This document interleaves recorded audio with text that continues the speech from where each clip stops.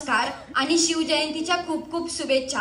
आज आपण येथे शिवजयंती साजरी करण्यासाठी जमलो आहोत आणि प्रत्येक कार्यक्रम करायचा ठरवलं तर त्यामागे एक मेहनत आलीच आणि आज या तुमच्या सर्वांच्या मेहनतीमुळे आज हा आपण कार्यक्रम खूप छानपणे पार पडला। त्यासाठी सर्वांचे धन्यवाद। मी येथे शिवजयंती का साजरी केली जाते याबद्दल थोडंसं माझं मनोगत व्यक्त करणार आहे। महाराष्ट्राचा इतिहास लिहिला गेला तो कोणी ऐऱ्या गैऱ्यानी नव्हे तर हिरव्या पिवळ्या शालीनं, तलवारीच्या खणखणाटीनं, घोड्यांच्या टापानं आणि शहारीच्या डफानं आणि हाच इतिहास घडवला तो म्हणजे छत्रपती शिवाजी महाराजांनी। मुजरतो रयतेच्या राजाला ज्याच्या भक्तीला जोड नाही, शक्तीला तोड नाही, जो अथांग आहे सागरा समान, ज्याचं छत्र म्हणजे आभाळाचं सन्मान, मराठी मनाचा धगधगता अभिमान, तो त्या सूर्याची शान, काळीज आहे सह्याद्री ज्याला शंभूंचा अभिमान, असे ते प्रौढ प्रताप पुरंदर, कुलावतन, सिंहासनाधीश्वर, राजाधिराज, श्रीमंत श्री छत्रपती शिवाजी महाराज की। बंदुकीच्या जोरावर आणि हंटरच्या धाकावर, अहो बंदुकीच्या जोरावर आणि हंटरच्या धाकावर इथल्याच माणसांना, इथल्याच वाघांना माणसाप्रमाणे जगायला शिकवणारी मी अनेक माणसं बघितली, पण बंदुकीच्या जोराशिवाय आणि हंटरच्या धाकाशिवाय इथल्याच माणसांना वाघाप्रमाणे जगायला शिकवणारा मी एकच राजा बघितला आणि ते म्हणजे छत्रपती शिवाजी महाराज। आज आपण ज्या महाराष्ट्रामध्ये राहत आहोत तो महाराष्ट्र म्हणजे काय? तो महाराष्ट्र म्हणजे शिवरायांच्या विचारांचा, जिजाऊंच्या संस्कारांचा आणि शंभूंच्या पराक्रमाचा साक्षीदार म्हणजे माझा हा महाराष्ट्र।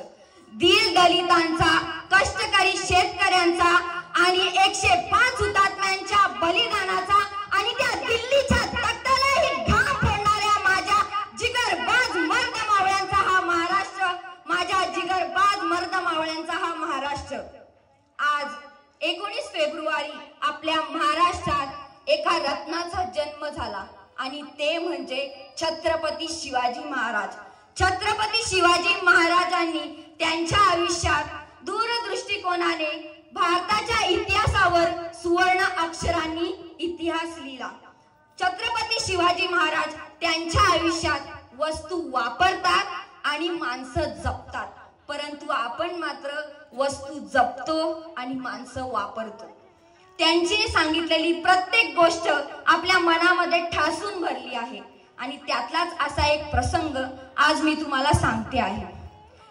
एकदा महाराज कर्नाटकाच्या मोहिमेवरून महाराष्ट्रात परत येत होते, तेव्हा तेथे बेलवाडी नावाचं एक गाव होतं। तेथे एक छोटासा किल्ला होता। मल्लम्मा देसाई नावाची ठाणेदारी तेथे राहत असे। दादोजींना वाटले की जाता जाता हा गड घेऊन जावा, म्हणून दादोजींनी थोडं तिडकं सैन्य जमा केलं आणि ते मल्लम्मा देसाईवर चाल करून गेले। पण मल्लम्मा देसाई पण जिद्दीची आणि चिकाटीची, तिने त्यांच्यावर पराभव केला आणि मावळ्यांचा पराभव झाला। दादोजींना वाटले एका बाईच्या हातून मावळ्यांचा पराभव होणे शक्य नाही, म्हणून त्यांनी पुन्हा सैन्य केले। ते पुन्हा मल्लम्मावर चाल करून गेले, पण आता मात्र मल्लम्मा देसाईचा पराभव झाला। दादोजींनी ठरवले मल्लम्मा देसाईला आता कैद करायचे आणि महाराजांपुढे उभे करायचे। मल्लम्मा देसाईला कैद करत असताना ती आत गेली, आपल्या तान्ह्या बाळाला बाहेर घेऊन आली। जेव्हा मल्लम्मा देसाईला दरबारामध्ये महाराजांपुढे उभे केले गेले तेव्हा तिला असे वाटले की जसा प्रत्येक राजा आपल्या गुन्हेगाराला शिक्षा देतो तसा हाही राजा मला शिक्षा देणार, मला आणि माझ्या बाळाला मारून टाकणार।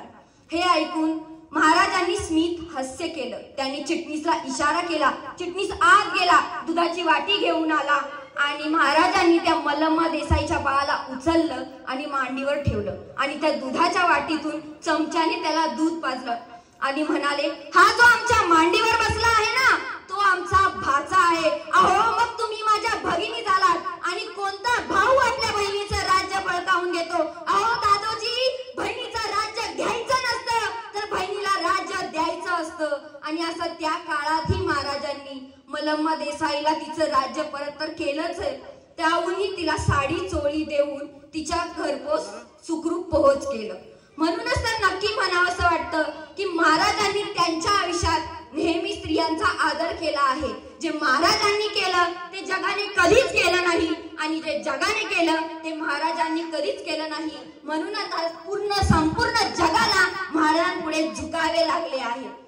आज जी कोणी स्त्री इथे मला ऐकत आहे तिला मला एवढंच सांगायचं आहे की अगं तलवारीपेक्षा तीक्ष्ण तुझ्या नजरेची धार आहे. अगं तलवारीपेक्षा तीक्ष्ण तुझ्या नजरेची धार आहे. भगव्याची रक्षणी तू स्वराज्याची मेघ आहे. अगं तलवारीपेक्षा तीक्ष्ण तुझ्या नजरेची धार आहे. भगव्याची रक्षणी तू स्वराज्याची मेघ आहे. डुबी समजू नको स्वतःला तू स्वतःला तू जिजाऊची लेख आहे. तू जिजाऊची लेख आहे.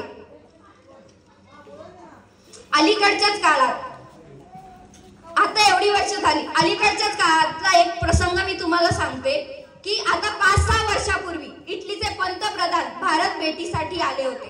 तेव्हा गाईड्सने त्यांना प्रश्न विचारला की तुम्हाला प्रेमाचं प्रतीक असणारं ताजमहल बघायचं आहे की सोन्याचं प्रतीक असणारं गोल्डन टेम्पल.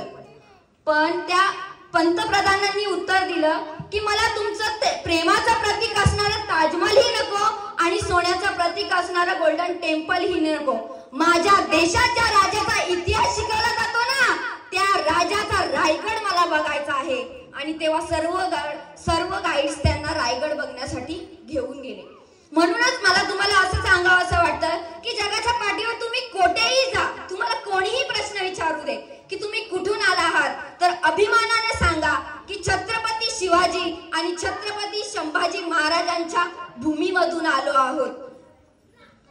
महाराज जेव्हा एखादी मोहीम काढायचे तेव्हा यसाजी म्हणायचे ह्यो डाव आपला राज आपण जाणार. तसा बाजी म्हणायचा यसाजी आम्ही आहे ना, ही मोहीम आपली आपण जाणार. तसा तानाजी म्हणायचा बाजी गव्हापासून नंबर लावून ठेवलाय रे का, हो माग ही मोहीम आपली आपण लढणार, आपण मरणार, आपण जाणार साराज. जगाच्या पाठीवरचा पहिला काळ हा लोक जगण्यासाठी नाही तर मरण्यासाठी स्पर्धा करत. अनेक राजांनी गिरदुर्ग बांधले, अनेक राजांनी जलदुर्ग बांधले, पण माझ्या राजाने नरदुर्ग तयार केलं. नॅशनल कॅरेक्टर राष्ट्रीय चरित्र घडवलं आहे माझ्या राजानं. कुणी घ्यावं दादोजी, कोंडोजी, खंडोजी, प्रत्येकाचं आयुष्य आपल्याला हेच सांगणार की कसं जगावं आणि कसं मरावं. जाता जाता मला तुम्हाला एवढंच सांगायचं आहे की जेव्हा देवाकडे एक फूल मागितलं तर देवाने अख्ख्या बागच दिली. देवाकडे राहण्यासाठी घर मागितलं तर राजवाडा दिला. पिण्यासाठी पाणी मागितलं तर समुद्र दिला. पण जेव्हा देवाकडे देवच मागितला तेव्हा देवाने